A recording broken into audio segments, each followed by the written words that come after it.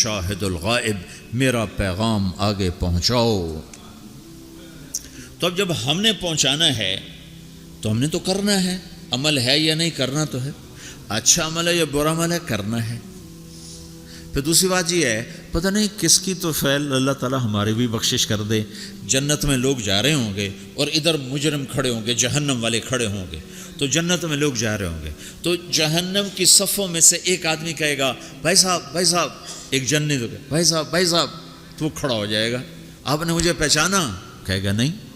کہا میں نے دنیا میں آپ کو وضو کی ضرورت تھی تو میں نے آپ کو وضو کا پانی دیا تھا، یا یوں آتا ہے میں نے آپ کو پیاس سے میں نے آپ کو پانی پلایا تھا، یاد آیا؟ کہا ہاں یاد آیا۔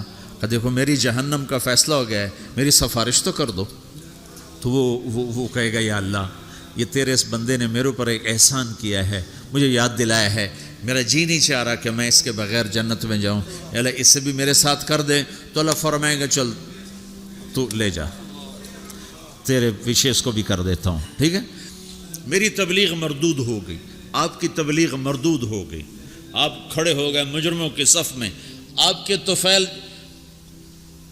سینکڑوں آدمی جا رہے ہیں جنت میں، پانی پلانے والے کی سفارش قبول ہو جائے گی، تو جس نے تمہیں جنت کا راستہ دکھایا اس کو بھی تو کچھ حق ہوگا کہ نہیں ہوگا؟ تو بھائیو، تم بڑی دور رہتے ہو، تبلیغ کے کام کو کام بنا کے کرو، اور کرنے والے کو آسمان سے نہیں اتریں گے اور بے عیب نہیں آئیں گے، یہی عیب دار، یہ تو اکثر ماشاءاللہ نوجوان بیٹھے ہو، یہیں کے پیداوار بیٹھے ہو، اکثر تم میں، اب جو انڈیا سے آئے اور وہ تھوڑے ہو چکے ہیں، یہاں کی نئی نسل پروان چڑھ چکی۔ تبلیغ کا کام کرو، تمہاری زندگی بنے گی، سنورے گی، تمہارے اپنی اگلی نسلیں وہ اللہ کے فضل سے ایمان اسلام پہ باقی رہیں گی۔ اگر تبلیغ کی محنت مٹ گئی تو کچھ باقی ہاتھ میں نہیں رہے، کچھ ہاتھ میں نہیں رہے گا، اور اسے اپنا کام سمجھ کے کرو۔ اگر میں غلط آدمی ہوں تو میری وجہ سے تم نماز چھوڑو گے؟ کہا جی باز میں نے تو نماز پڑھنا چھوڑ دی ہے۔ کیوں چھوڑ دی ہے؟ کہ وہ طارق جمیل کو دیکھا نمازی ہو کر وہ جھوٹ بولتا ہے تو میں نے نماز چھوڑ دی۔ کبھی کبھی دیکھا ایسا؟ جی میں نے تو حج کرنا چھوڑ دیا ہے۔ کیوں چھوڑ دیا ہے؟ کہ وہ حاجی صاحب حج کر کے بھی وہ ہیرا پھیری کرتا ہے تو میں نے حج چھوڑ دیا۔ کبھی کوئی ایسا پاگل دیکھا ہے؟ صرف تبلیغ پہ آ کے نزلہ گرتا جی ہم نے تبلیغ چھوڑ دی۔ کیوں؟ تبلیغ والے ایسے ہیں تو کیا کرنی تبلیغ؟ اگر تو تبلیغ طارق جمیل کی ہے پھر تو مجھے تولو کہ اگر میں ٹھیک ہوں تو کرو، میں غلط ہوں تو چھوڑ دو۔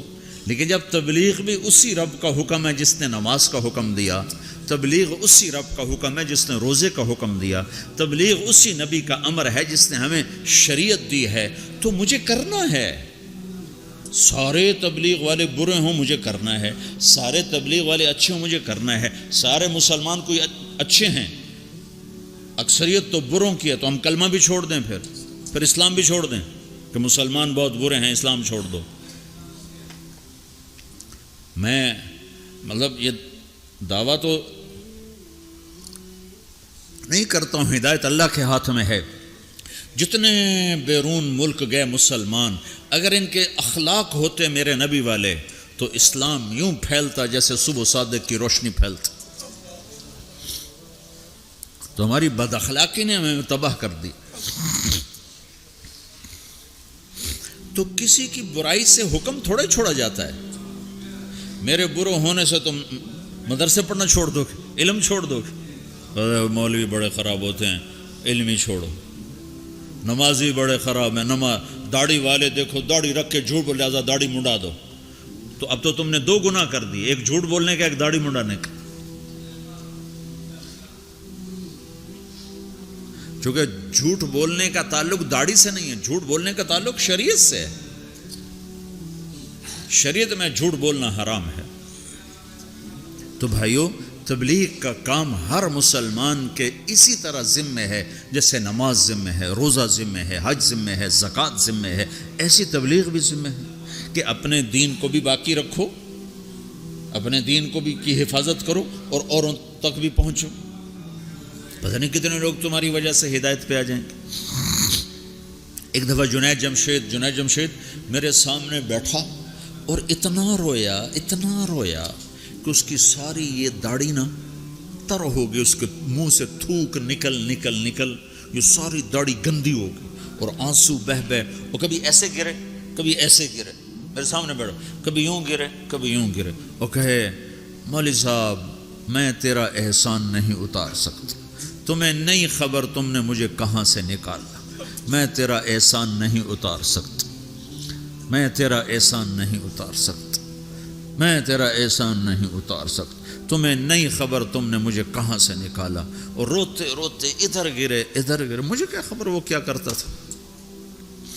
تو ایسے کتنے ہیں جن کہ ہمارے چند بول اس کو اس گندگی سے نکال سکتے۔ تو بھائیو اس تبلیغ کے کام کو اپنا کام بنا کے کرو،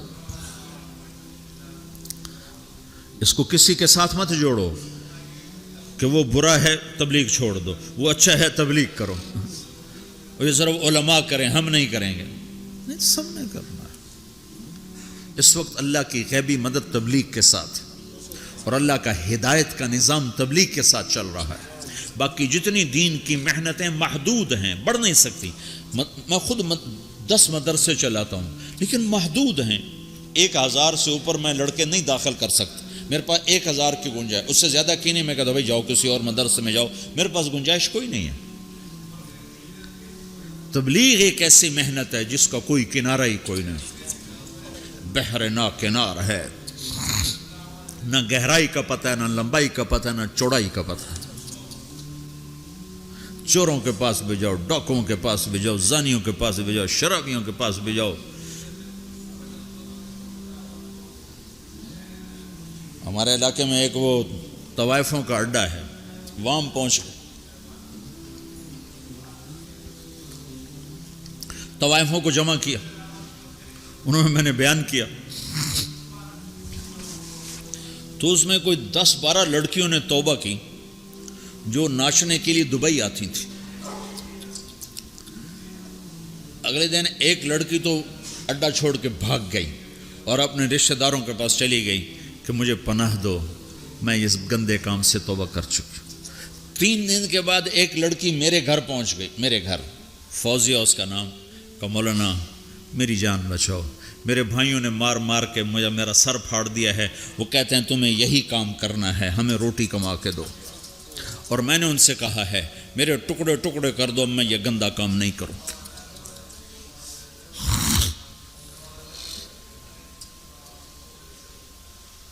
ہم نے تو ہر ایک کے پاس جانا، پتہ نہیں کون کس وقت ہدایت پر آج۔ تو بھائیو میری آج کی اس مجلس کا خلاصہ 2 باتیں ہیں، ایک یہ کہ دین اپنے اندر لاؤ، دوسری ہے دین کو لوگوں تک پہنچاؤ، اور دین کی بنیاد ہے اللہ سے تعلق، اللہ کے حبیب کی شریعت، اور آپ کی شریعت میں 2 چیزیں ہیں، ایک عبادت، ایک اخلاق۔ اس سے آپ کی زندگی مکمل ہوگی، آپ ایک خوشبودار ہوگے، اس کو لے کر پھرو۔ تو نیت کرتے ہو سارے بھائی؟ 4 مہینے، جن کے 4 مہینے نہیں لگے وہ آج نیت کر لو 4 مہینے لگانے کی، ٹھیک ہے نا؟ جب تمہیں اللہ اس کی توفیق دے 4 مہینے کی، سارے بھائی نیت کر لو، کرتے ہو نا بھائی سارے بھائی؟